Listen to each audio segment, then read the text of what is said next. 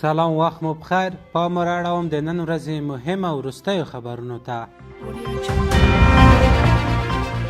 د ریاست الوزرا اقتصادي مرستیار ملا عبدالغني برادر په هرات ولایت کې د برېښنا د لیږد او ویش د 9 لویو پروژو پرانیستې په مراسمو کې وویل چې اسلامي امارت توانېدلی په لنډه موده کې د برېښنا د تولید په برخه کې ستر او مهم ګامونه پورته کړي. ملا عبدالغني برادر د هېواد د صنعتي پرمختګ او اقتصادي ودې لپاره د برېښنا تولید اړین وباله.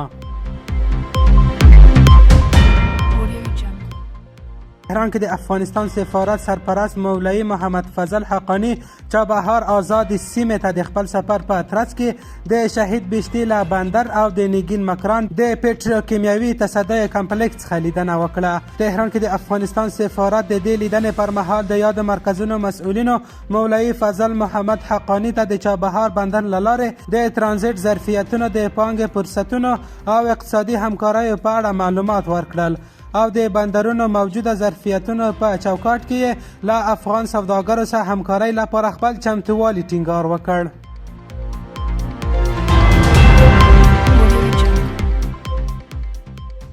د اطلاعات او کلتور وزارت د ګرځندوی مالی او اداري چارو معاونیت د تروریزم او هوټلدارۍ انسټیټوټ له لومړۍ دورې څخه 22 تنه زده کړیالان فارغ شول. د توریزم او هوټلدارۍ انسټیټوټ امیر وویل اوس مهال په دغه انسټیټوټ کې 50 تنه زده کړیالان په زده کړو بوخت دي. د ګرځندوی مالی او اداري چارو مرستیال مولوي قدرت الله جمال له فارغ شوي ځوانانو وغوښتل چې کورنۍ او بهرنۍ ګرځندویانو ته غوره خدمات وړاندې کړي.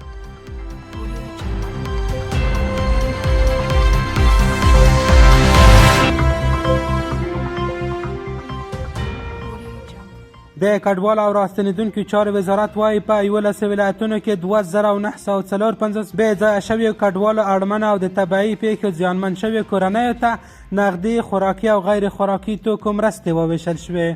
دغه مرستې روانه اونۍ یاد کورنۍ ته په کابل، بدخشان، فراه، غور، زابل، جوزجان، ننګرهار، سرپل، بلخ، بادغیس او بغلان ولایتونو کې وویشل شوې. په دې مرستو کې نغدي پیسې، خوراکي توکي، کمپلې، بخارۍ او خیمې شاملې وې. قدرمن اوریدونکو، خبرنامه همدومره و. تر بیا ښې چارې.